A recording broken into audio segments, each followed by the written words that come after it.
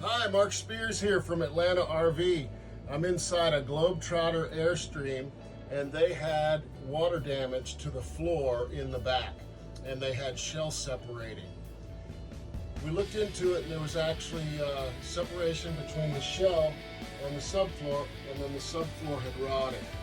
So our fix for that is we add a steel reinforcement panel, and you can see it here.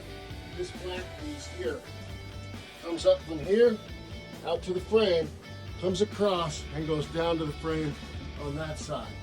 And then it has an angle at the bottom that sits down inside the C channel. And then you can see we've got multiple 3/8" bolts.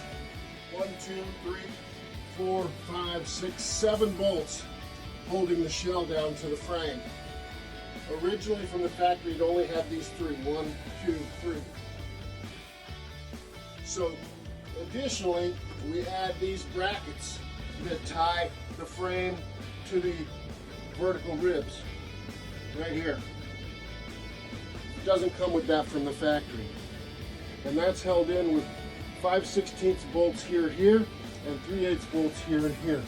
So now we've got a good solid connection.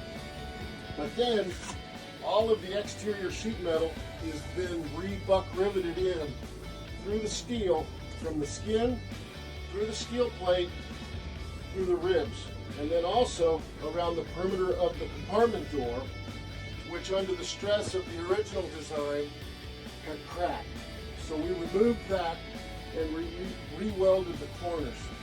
But now the frame actually becomes a structural member because it is buck riveted through the skin and the 16-gauge steel into the door frame, the jamb.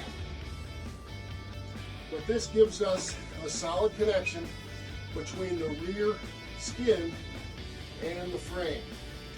All of these bolts go directly to the frame and the cross member of the frame. So now we'll have no more further problems with shell separation. And while we were in here, we went ahead and caulked all of the existing rivets. Now this one had damage on this corner that was repaired by a previous shop. You can see where they actually overlaid the new panel onto the old panel, and then it was put together with Olympic rivets. All of those Olympic rivets, we added DAP gray polyurethane on the inside of each of those, all up under here around the window and all down here. And then on the outside, all of our modifications were all buck riveted using 5/32 aluminum buck rivets. So this thing should hold together for years with no further problems. Thank you.